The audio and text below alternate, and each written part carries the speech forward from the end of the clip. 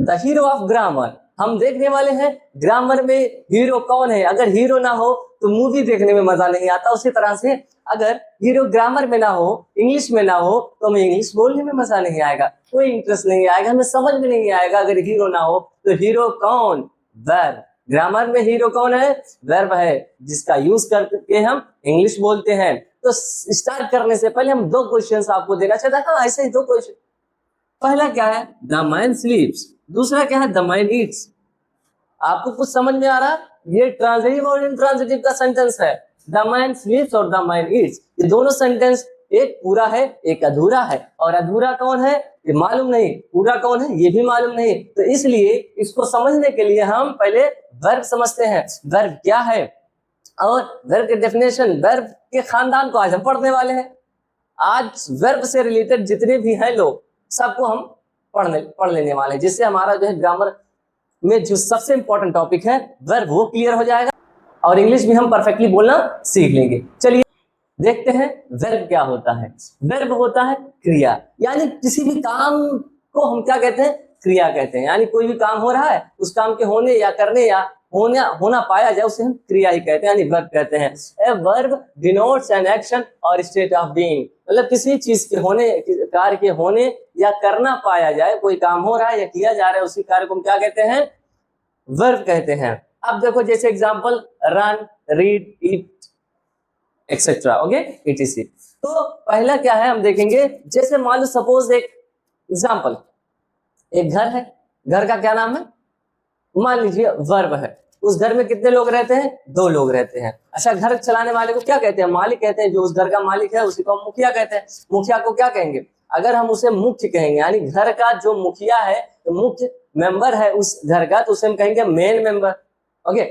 और उसी घर में जब मालिक होते हैं तो नौकर भी होते हैं, नौकर भी रखते हैं, तो नौकर को क्या कहेंगे, सहायक या सेवक कहते हैं, है ना। तो उसी को हम कहेंगे हेल्पर, यानी हेल्पिंग। चलिए देखते हैं, जैसे मान लीजिए वर्ब क्या है, एक घर है। वर्ब हमारा क्या है, एक घर है। इस घर में 2 लोग रहते हैं, एक मालिक और एक नौकर, यानी मुख्य यानी मुखिया, मेन वर्ब। दूसरा क्या है, हेल्पिंग यानी सहायक, जो उनका नौकर है, इस घर का नौकर है, वो क्या, उसे क्या कहेंगे, सहायक यानी हेल्पिंग वर्ब। समझ में आया, पहला क्या मुखिया, दूसरा क्या हेल्पिंग वर्ब यानी सहायक। अब मुखिया यानी जो है मेन वर्ब, इसके 2 बच्चे हैं, यानी 2 बच्चे हैं। पहला कौन, ट्रांजिटिव, दूसरा कौन, इंट्रांजिटिव। अब उसी प्रकार से जो नौकर है, जो इस मुखिया के घर में काम करता है, यानी जो घर का मालिक है, उस घर में एक नौकर है, उस नौकर के भी 2 बच्चे हैं। पहला जो है प्राइमरी ऑक्सिलरी, दूसरा क्या है मॉडल ऑक्सिलरी। तो ये समझ में आया होगा, यानी अगर आपको ये जो रोड मैप है, ये रोड मैप अगर आपको याद है तो आप अच्छे से समझ पाओगे। ये प्रॉपर और एक करेक्ट रोड मैप है, जो आप कभी नहीं भूलोगे, ठीक है। यही आपका वर्ब का पूरा रोड मैप है, इसी से आपको पढ़ना है, ठीक है। अब देखो, आपको याद रखना है कि अब जो ट्रांजिटिव इंट्रांजिटिव हो गया, प्राइमरी ऑक्सिलरी जो है उनके भी 3 पार्ट होते हैं, ठीक है। टू बी, टू डू और टू हैव, ये क्या है मैं बताऊंगा, ठीक है। तो आपको क्या करना है, ये रोड मैप अच्छे से राइट कर लेना है, नहीं तो स्क्रीनशॉट ले लेना है, ताकि कभी आप भूलो नहीं, ठीक है। अभी क्या करेंगे हम, मेन वर्ब का पहला पार्ट ट्रांजिटिव और इंट्रांजिटिव हम देखेंगे। तो चलिए स्टार्ट करते हैं ट्रांजिटिव और इंट्रांजिटिव। पहले आप लोग क्या करिए, इसको स्क्रीनशॉट ले लीजिए, फिर हम आगे बढ़ते हैं। चलिए पहले हम देखेंगे मेन वर्ब, यानी वर्ब का पहला पार्ट, यानी जो मेन वर्ब है। मेन वर्ब क्या है, a verb that denotes an action, a verb जो सिर्फ क्या बताता है, किसी भी काम के होने या करने को बताता है, उसी को हम मेन वर्ब कहते हैं। कोई काम हो रहा है, run eat and walk, think and जो है टीच, स्टडी, ये सारी चीजें क्या है, ये मेन वर्ब है। क्या है, मेन वर्ब है। मतलब किसी काम के होने का पता चले, किसी काम के होने का पता चले, उसी को मेन वर्ब कहते हैं। मेन वर्ब के, हाँ, अब जो काम हो रहा है वो 2 तरीके से होता है, यानी जब कोई काम होता है ना, तो वो उस काम के 2 नाम होते हैं, एक का नाम होता है ट्रांजिटिव, दूसरे का नाम होता है इंट्रांजिटिव। जो काम हो रहा है उसी काम के 2 नाम होते हैं, पहले का ट्रांजिटिव, दूसरे का इंट्रांजिटिव। और किसको ट्रांजिटिव कहेंगे, किसको इंट्रांजिटिव कहेंगे, वही हम यहाँ देखेंगे। पहला क्या है, ट्रांजिटिव, यानी सकर्मक क्रिया। सकर्मक क्रिया क्या होता है, a verb that need an object to complete its meaning, यानी ट्रांजिटिव वर्ब वो होता है, मेन वर्ब ट्रांजिटिव वो होता है जब मेन वर्ब के साथ ऑब्जेक्ट लग जाए, मेन वर्ब के साथ क्या हो, यानी मुख्य क्रिया हो और उसी सेंटेंस में ऑब्जेक्ट हो, यानी जब सेंटेंस कंप्लीट करने के लिए हमें ऑब्जेक्ट की जरूरत पड़ती है तो हम उसे ट्रांजिटिव वर्ब कहते हैं। उसे क्या कहते हैं, ट्रांजिटिव वर्ब कहते हैं। तभी हमें पता चलता है सेंटेंस में जो मेन वर्ब है वो कंप्लीट है, यानी उसमें कुछ और लगाने की जरूरत नहीं है। पहचान इसकी क्या है, व्हाट, हुम, क्या और किसको। समझ में आया, कभी हम पूछते हैं ना मैं खाता हूं, अब मैं खाता हूं, मैं बोल दिया मैं खाता हूं, आई ईट, तो मैं क्या खाता हूं, मैं किसको खाता हूं। तो ऐसे जब क्वेश्चंस क्रिएट हो, है ना, और इस क्वेश्चन के आंसर ना हो तो इसका मतलब वो इंट्रांजिटिव है। लेकिन अगर ये क्वेश्चन क्रिएट हो रहे हैं और इस क्वेश्चन के आंसर भी, जैसे अगर मैं कहूं मैं आम खाता हूं, तो मैं आम खाता हूं, ठीक है, आई ईट मैंगो। अब क्या है, अगर मैं इतना ही लिखता मैं खाता हूं, आई तो मैं क्या खाता हूं, तो यहाँ पर क्या वाला क्वेश्चन क्रिएट हो रहा है कि नहीं हो रहा है, क्रिएट, ठीक है, क्रिएट हो रहा है। तो अगर क्वेश्चन क्रिएट हो रहा है उसका आंसर नहीं है तो वो इंट्रांजिटिव है। क्या है, इंट्रांजिटिव। ठीक, दूसरा, इफ अगर मैं कहूं आई ईट मैंगो, अच्छा इसमें तो अगर मैं पूछूं इसका क्वेश्चन बनाऊं तो आई ईट मैंगो का क्या क्वेश्चन बनेगा, मैं क्या खाता हूं, तो मैं मैंगो खाता हूं, तो क्या वाला आंसर है इसमें, क्या वाला आंसर है, तो अगर आंसर है तो वो ट्रांजिटिव होगा। क्या होगा, ट्रांजिटिव। लेकिन एक चीज और, अगर जिस जो मेन वर्ब है, ठीक है, तो वो जिस पर काम करे, यानी मुख्य क्रिया, यानी काम जिस पर किया जा रहा है उसी को हम ऑब्जेक्ट कहते हैं। जैसे ये काम क्या है, काम हमारा, जैसे मैं बताया हूं आई ईट, काम क्या करना है, काम है खाना, काम क्या है, खाना। लेकिन किसको खाओगे, काम जब आप किसी को खाओगे, यानी आम खाना, या फिर ठीक है कोई फल, कोई सब्जी, है ना, कोई और चीज जब खाओगे, चॉकलेट वगैरह, तो जब चॉकलेट आपके पास होगा तभी तो आप खाओगे, तभी तो शुरू होगा काम। काम किस पर किया जाएगा, उस चीज के खाने, तो जिस पर काम किया जाए उसी को ऑब्जेक्ट कहते हैं। अगर सेंटेंस में वर्ब को लेकर किसी पर काम नहीं किया जा रहा, मेन वर्ब है लेकिन काम करने वाला नहीं है, हमें चाहिए भी नहीं, तो वो क्या होता है, इंट्रांजिटिव होता है। क्या होता है, इंट्रांजिटिव होता है। समझ में आया। नेक्स्ट, यानी अगर हमें क्या और किसको वाला चाहिए ही चाहिए, क्वेश्चन क्रिएट हो रहा है कि मुझे ये चीज मतलब इस सेंटेंस में ऑब्जेक्ट के स्थान पे क्या होना चाहिए और किसको होना चाहिए, ये वाला अगर आ रहा है तो वो ट्रांजिटिव है, मींस आ रहा है ट्रांजिटिव है, अगर नहीं आ रहा तो इंट्रांजिटिव है। चलो देखते हैं, जैसे अगर मैं एक दो सेंटेंस ले लूं, द मैन ईट्स, अब व्यक्ति खाता है तो क्या खाता है, क्वेश्चन क्रिएट हो रहा है ना। तो अगर मैं बोलूं food, burger and mango, Apple, तो ये सारी चीजें अगर कुछ भी अगर मेंशन कर दूं तो क्या बन जाएगा, ट्रांजिटिव। अभी ये इंट्रांजिटिव है, ठीक है। तो जैसे अगर मैं बोल दूं an apple, an apple, the man eats an apple, अब ये जो एप्पल है वो क्या है, ऑब्जेक्ट। अब इस सेंटेंस में क्या आ गया, ऑब्जेक्ट। अब ये सेंटेंस में जब ऑब्जेक्ट आ गया तो क्या बन गया, ट्रांजिटिव वर्ब। अब इस वर्ब को क्या कहेंगे, इस मेन वर्ब को क्या कहेंगे, ट्रांजिटिव, ठीक है।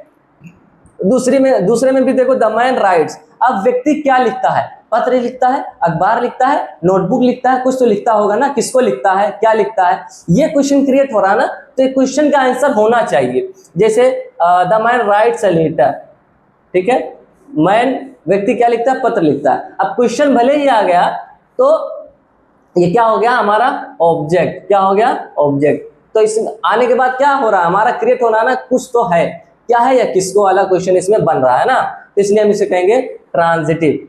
इस मेन वर्ब को क्या कहेंगे हम, ट्रांजिटिव कहेंगे, ठीक है। अब दूसरा देंगे, शायद आपको दूसरा भी क्लियर हो गया होगा इंट्रांजिटिव क्या होता है। देखो इंट्रांजिटिव क्या होता है, अगर मैं वर्ब दैट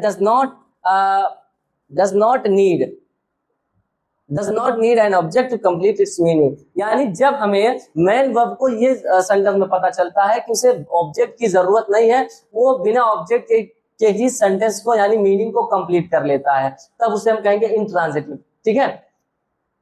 तो इंट्रांजिटिव वो होता है जिसमें ऑब्जेक्ट ना हो, बिना ऑब्जेक्ट के ही वो सेंटेंस कंप्लीट कर ले। अगर ऑब्जेक्ट होने के बाद जो है हम सेंटेंस पढ़ें, बिना ऑब्जेक्ट के अगर सेंटेंस कंप्लीट तो नहीं होता है, लेकिन अगर ऑब्जेक्ट ना हो तो वो इंट्रांजिटिव है, ऑब्जेक्ट है तो ट्रांजिटिव है, ठीक है। ऑब्जेक्ट नहीं है इंट्रांजिटिव, ऑब्जेक्ट है तो ट्रांजिटिव।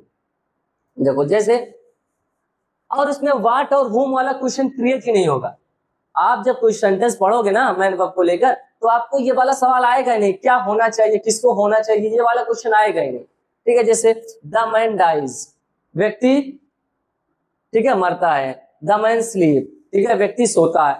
अब यहाँ पर जब कोई काम खुद से हो, किसी के द्वारा ना कराया जाए, किसी पर काम ना किया जा रहा हो, नहीं, वो काम खुद किया जा रहा हो, यानी वो काम खुद से हो, उसी को हम क्या कहेंगे, हमें ये पता चलता है कि वो क्या है, इंट्रांजिटिव वर्ब। क्या है, इंट्रांजिटिव, यानी कोई काम स्वयं किया जाए, ठीक है, कोई काम स्वयं हो, जो आलसी ना हो, जो खुद में जो है एक्टिव हो, उसे क्या कहेंगे हम, इंट्रांजिटिव ऑब्जेक्ट। अब अच्छा ये बताओ, इस क्वेश्चन में हमें कुछ पता चल रहा है कि क्या चीज चाहिए, किसको चाहिए वाला क्वेश्चन क्रिएट हो रहा नहीं हो रहा है ना, तो इसका मतलब ये इंट्रांजिटिव है। ठीक है, अब देखो एक सिंपल से नोट में मैं बता दूं आपको, मतलब ट्रांजिटिव जो होता है वो ऑब्जेक्ट के साथ हमेशा होता है। कर्म अगर है सेंटेंस में तो वो क्या, वो कौन सा सेंटेंस है, वो कौन सा मेन वर्ब है, ट्रांजिटिव। अगर ऑब्जेक्ट नहीं है तो इंट्रांजिटिव। ओके, चलिए अभी हम अपना जो है नेक्स्ट देखने वाले हेल्पिंग वर्ब। हेल्पिंग वर्ब भी बहुत ही शॉर्ट में हम क्लियर कर देंगे। चलिए इसको आप लोग जो है स्क्रीनशॉट ले लीजिए, नहीं तो नोट कर लीजिए।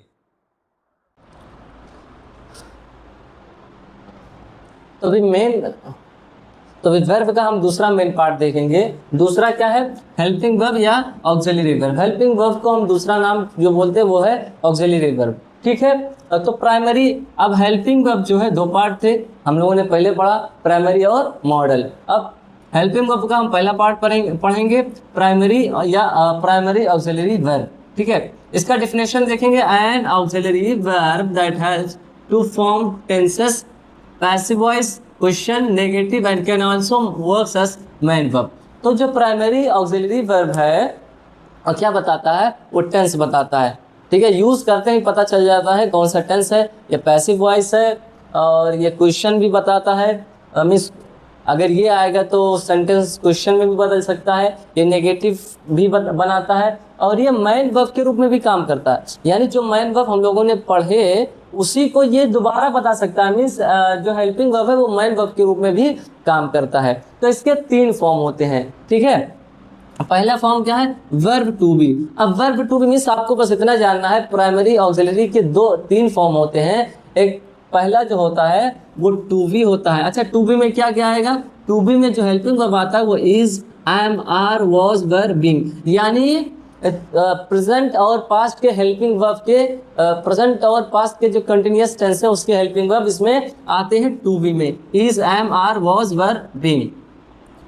तो ये क्या बताता है, कब यूज करते हैं, वस्तु को होने या रहने को बताने के लिए। मतलब जब हम ये यूज करेंगे तब किसी वस्तु के होने के लिए, या कोई चीज है या नहीं है उसको बताने के लिए हम is, am, are, was, were, being use करते हैं। और कैसे यूज करेंगे, जैसे मैंने बताया ये मेन वर्ब के रूप में भी काम करते हैं और जो है हेल्पिंग वर्ब के रूप में भी काम करते हैं। ये भी जो होने और रहने का बता रहे हैं ये मेन वर्ब के रूप में बताएंगे। ठीक है, देखो जैसे एग्जांपल में हम देखेंगे हेल्पिंग वर्ब के रूप में, the man is eating. Second क्या है, the man is happy, the man is happy. चलो, तो अभी क्या दिख रहा है यहाँ पर, जो पहले में इज लगा है वो हेल्पिंग वर्ब के रूप में काम कर रहा है और दूसरे में जो लगा है वो मेन वर्ब के रूप में काम कर रहा है। कैसे, तो हमेशा याद रखना, जब भी हेल्पिंग वर्ब के बाद क्या आए, मेन वर्ब आए, यानी मुख्य क्रिया आए। ठीक है, कोई भी काम हो रहा है या किया जा रहा है उसके पहले हेल्पिंग वर्ब आए, यानी एक सेंटेंस में दो वर्ब आए, एक हेल्पिंग वर्ब और एक मेन वर्ब। यानी जो हेल्पिंग वर्ब आएगा उसे हेल्पिंग वर्ब ही कहेंगे, उसके बाद जो मेन वर्ब आएगा इसी से हम पता लगा सकते हैं कि ये हेल्पिंग वर्ब है या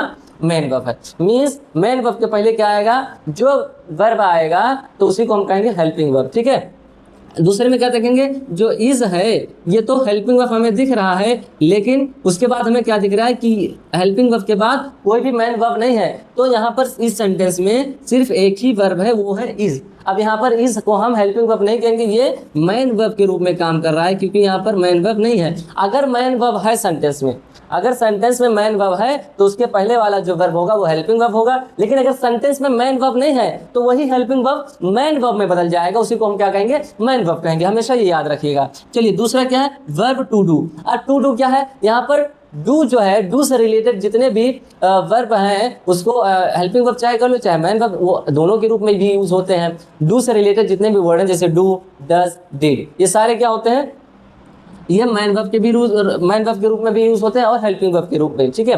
तो ये कब यूज होते हैं? सवाल पूछने के लिए या मना करने के लिए, यानी नेगेटिव सेंटेंस बनाने के लिए भी हम इसका यूज करते हैं और सवाल पूछने क्वेश्चन करने के लिए इसका यूज हम करते हैं। जैसे हेल्पिंग वर्ब मैंने क्या बताया, अगर मैन वर्ब है, मैन वर्ब के पहले कोई वर्ब और आ रहा है तो वो हेल्पिंग वर्ब, और मैन वर्ब तो मैन वर्ब रहेगा। लेकिन अगर सेंटेंस में मैन वर्ब नहीं है तो वही हेल्पिंग वर्ब हमारा मैन वर्ब बन जाएगा। चलिए, the man verb does not eat. अब देखो ये जो डज है, डज के साथ क्या लगता है? नॉट, तो इसलिए हमारा जो सेंटेंस बन गया वो नेगेटिव में बन गया, ठीक है। अभी क्या दिख रहा है, ये जो हेल्पिंग वर्ब है उसके बाद क्या आ रहा है? ईट। ईट क्या है? मैन वर्ब है। अब मैन वर्ब तो आ रहा है ना, तो लेकिन ये जो डज है इसको हम मैन वर्ब नहीं कहेंगे, क्योंकि डज के बाद ईट आ रहा है, मैन वर्ब आ रहा है, तो इसके लिए हम डज को क्या कहेंगे? यहाँ पर हेल्पिंग वर्ब है। क्या है? Helping verb. दूसरे सेंटेंस में क्या है? The man did his work. अब जो है डिड के बाद कोई काम आ रहा है, कोई काम हमें दिख रहा है, होता हुआ नहीं दिख रहा है, तो इसी डिड को हम क्या कहेंगे? मैन वर्ब कह देंगे। क्या कहेंगे? Man verb. मैन वर्ब किसे कहते हैं? किसी काम के होने को कहेंगे मैन वर्ब, ठीक है। अब देखो तीसरा क्या है? Verb to have. अब हैव से रिलेटेड जितने भी क्वेश्चंस हैं, जितने भी वर्ड हैं, उन्हें क्या कहेंगे हम? To have. जैसे हैज, हैव, हैड, ओके, उसमें कहेंगे टू हैव। अब जैसे ये कब यूज करते हैं? क्यों यूज करते हैं? पास में होने या काम या काम को पूरा बताने के लिए। जैसे कोई चीज आपको पास में बताना है कि मेरे पास मेरा pen, I have my pen, तो मेरे पास मेरा पेन है, यानी पास में बताने के लिए हैव या हैज का यूज करते हैं। और ये हैड जो है पास्ट टेंस के लिए यूज करते हैं, और कोई चीज होने के लिए। लेकिन ये कभी कभी हमारा काम जब पूरा हो जाता है तब यूज करते हैं, ठीक है, कि जब हम इसे यूज तीनों को यूज करते हैं, इससे ये पता चलता है हमारा काम हो चुका है, हो चुका था, ठीक। अब हेल्पिंग वर्ब और मैन वर्ब के रूप में ये भी काम करते हैं, ठीक है। The man has eaten. अब हमें सेंटेंस में क्या दिख रहा है? ईटन मैन वर्ब पहले आ गया है, ठीक है। अब इसके पहले जो वर्ब है उसे हम हेल्पिंग वर्ब कहेंगे, ठीक। अब दूसरे में क्या दिख रहा है? द मैन हैज कार, तो इसमें मैन वर्ब नहीं दिख रहा है, हमें सिर्फ क्या दिख रहा है? हेल्पिंग वर्ब दिख रहा है। अगर हेल्पिंग वर्ब ही सिर्फ दिख रहा है सेंटेंस में, तो इसी हेल्पिंग वर्ब को काट के हम मैन वर्ब बोलेंगे, ठीक है। The man has a car, ठीक है, व्यक्ति के पास क्या है? कार है, ओके। तो ये रहा हमारा जो है हेल्पिंग वर्ब या ऑक्सिलरी वर्ब जिसे कहते हैं। आई होप सबको समझ में आया होगा। सब लोग इसका स्क्रीनशॉट नहीं तो जो है नोट डाउन कर लीजिए, और फिर हम आगे चलेंगे मॉडल ऑक्सिलरी वर्ब के बारे में पढ़ेंगे। ओके, सो वर्ब के हम लास्ट पार्ट को पढ़ने वाले हैं, मॉडल ऑक्सिलरी वर्ब, ठीक है। मॉडल ऑक्सिलरी वर्ब क्या होता है? N auxiliary verb that shows the mood off the main verb like ability, permission, advice, necessity. तो इसमें बता रहा है कि जो मॉडल ऑक्सिलरी वर्ब होता है वो मुख्य क्रिया का भाव बताता है, कि भाव कैसा? वो एबिलिटी बताता है। मुख्य क्रिया का क्या बताता है? एबिलिटी बताता है, परमिशन बताता है, ठीक है, एडवाइस बताता है, नेसेसिटी बताता है, ठीक है। चलिए, अब एक चीज नोट करने वाली बात यहाँ पर ये है, ये जो होता है हमेशा क्या है? हमेशा सहायक के रूप में ही काम करता है, यानी ये कभी भी जो है मेन वर्ब नहीं बनता। जिस तरह से हम लोग पढ़े हैं कि प्राइमरी ऑक्सिलरी जो होता है वो हेल्पिंग वर्ब और मेन वर्ब दोनों के रूप में भी काम करता है, लेकिन ये जो मॉडल ऑक्सिलरी वर्ब है ये सिर्फ और सिर्फ हेल्पिंग वर्ब के रूप में ही काम करता है। और कौन कौन से हेल्पिंग वर्ब होते हैं? जैसे shall, should, will, would, can, could, may, might, और भी होते हैं। और एक चीज आपको दिख रहा होगा आप लोगों को कि शैल के बाद शुड आया, विल के बाद वुड आया, क्यों? क्योंकि ये जो शैल है, शैल से ही शुड बनता है, विल से ही वुड बनता है, कैन से ही कुड बनता है, मे से ही माइट बनता है, ठीक। अभी देखेंगे कुछ एग्जाम्पल। द मैन, जैसे हम मैन से ही सारे एग्जाम्पल बना रहे हैं, ठीक है। ज्यादा अगर दूसरी तरह से क्वेश्चन लेने लग जाए तो कुछ लोगों को कंफ्यूजन हो जाता है, ठीक है। The man can lift the box. अब कैन जो है यहाँ पर यूज किया जा रहा है, ये एबिलिटी, योग्यता बताने के लिए, ताकत या शक्ति का, ठीक है, भाव प्रकट करता है कैन, कि वो उठा सकता है। द मैन में गो, व्यक्ति जा सकता है, यहाँ पर परमिशन दिया जा रहा है कि आप जा सकते हो या नहीं जा सकते, ठीक है। दूसरा, द मैन शुड वर्क, तो यहाँ पर क्या बताया जा रहा है कि जब भी शुड का यूज करते हैं वो एडवाइस, ठीक है, एडवाइस के लिए हम यूज करते हैं, किसी को सलाह देने के लिए। अगर हमें सलाह देना हो किसी को तो हम शुड का यूज करते हैं। You should not go there, you should study well, otherwise you will fail in exam, तो ये सलाह देने के लिए शुड का हम यूज करते हैं। The man must work. अब वर्क क्या होता है? वर्क हम तब यूज करते हैं जब किसी चीज को अनिवार्य कर देते हैं। You must not go there, आपको वहां एकदम शक्ति से मना किया जा रहा है कि वहां नहीं जाना है। You must to work hard, आपको एकदम से आप मजबूर हो कि आप जो है हार्ड वर्क करो, आपको जरूरत है कि जो है आप ये चीज करो। मस्ट इसलिए यूज करते हैं, ठीक है, अनिवार्य चीजों के लिए। The man will come, will कब यूज करते हैं? विल फ्यूचर टेंस के लिए यूज करते हैं, सिंगुलर के लिए, ठीक है, सिंगुलर सब्जेक्ट के लिए हम यूज करते हैं विल, ठीक है, यानी वो आएगा, वो करेगा, he will go to school, I shall not go to school, like this, okay। ये रहा हमारा वर्ब। आई होप सबको समझ में आया होगा कि वर्ब में कितने प्रकार के होते हैं। एक बार ऐसे जस्ट हम जो है समराइज कर देते हैं। वर्ब क्या होता है? वर्ब एक ऐसा वर्ड है जो काम करने को बताता है और टेंसेस को भी बताता है, ठीक है। वर्ब के दो पार्ट होते हैं, पहला हो गया मेन वर्ब, दूसरा हो गया प्राइमरी सॉरी दूसरा हो गया हेल्पिंग वर्ब। मेन वर्ब के भी दो पार्ट होते हैं, एक ट्रांजिटिव और दूसरा इंट्रांजिटिव। ट्रांजिटिव वो होता है जिसके पास ऑब्जेक्ट होता है, इंट्रांजिटिव वो होता है जिसके पास ऑब्जेक्ट नहीं होता है। हेल्पिंग वर्ब वो होता है, हेल्पिंग वर्ब वो होता है जो सहायक के रूप में भी काम करता है और मेन वर्ब के रूप में भी काम करता है। तो हेल्पिंग वर्ब के भी दो पार्ट होते हैं, एक प्राइमरी ऑक्सिलरी और दूसरा होता है मॉडल ऑक्सिलरी। अब जो प्राइमरी ऑक्सिलरी है वही दो रूप में यूज होता है, एक हेल्पिंग और एक जो होता है सहायक के रूप में, सॉरी एक सहायक के रूप में होता है, एक मुख्य क्रिया के रूप में भी यूज होता है, ठीक। और दूसरा हुआ मॉडल ऑक्सिलरी। मॉडल ऑक्सिलरी हमेशा सहायक के रूप में ही यूज होता है, वो योग्यता और उसके बाद में परमिशन मींस अनुमति और मजबूरी, सलाह, ताकत को बताता है, उसी को हम क्या कहेंगे? मॉडल ऑक्सिलरी वर्ब कहते हैं। तो अगर आपको ये अच्छे से समझ में आया है तो आप जो है 50% जो है ग्रामर के पार्ट्स आप पढ़ चुके हो, यानी आपको इंग्लिश में बोलने के लिए, समझने के लिए ज्यादा कठिनाई नहीं होगी, आप बेहतर समझ सकते हो। तो ये रहा हमारा वर्ब का लेक्चर और वर्ब का पार्ट। आप लोगों को आई होप अच्छा लगा होगा। तो जो क्वेश्चन हमारे पास अभी था, the man sleep, the man Yeats. तो आई होप ये दोनों क्वेश्चन आपको आप समझ में आया होगा कि मैं पहले ही ये क्वेश्चन क्यों रखा था, ठीक है। द मैन स्लीप्स, यहाँ पर क्या है? यहाँ पर ये काम स्वयं हो रहा है, ठीक है, स्वयं हो रहा है। तो स्वयं हो रहा है और इसमें क्या है? ऑब्जेक्ट की जरूरत नहीं है क्योंकि ये खुद से ही कंप्लीट सेंटेंस है, इसलिए कौन सा टेंस है? Intransitive sentence. दूसरा क्या है? द मैन ईट्स, व्यक्ति खाता है। क्या खाता है? इसमें क्वेश्चन तो क्रिएट हो रहा है ना, क्या वाला क्रिएट हो रहा है ना, किसको या क्या? तो क्या खाता है? मैंगो खा सकता है, या जो है फूड खा सकता है, या चॉकलेट खा सकता है, कुछ तो खा सकता है, ठीक है, कुछ तो खा सकता है। चलो, तो ये रहा हमारा क्वेश्चन जो मैं पहले दिया था। आई होप सबको समझ में आया होगा। अगर समझ में आया लाइक शेयर एंड सब्सक्राइब करिए और फॉलो भी करिए।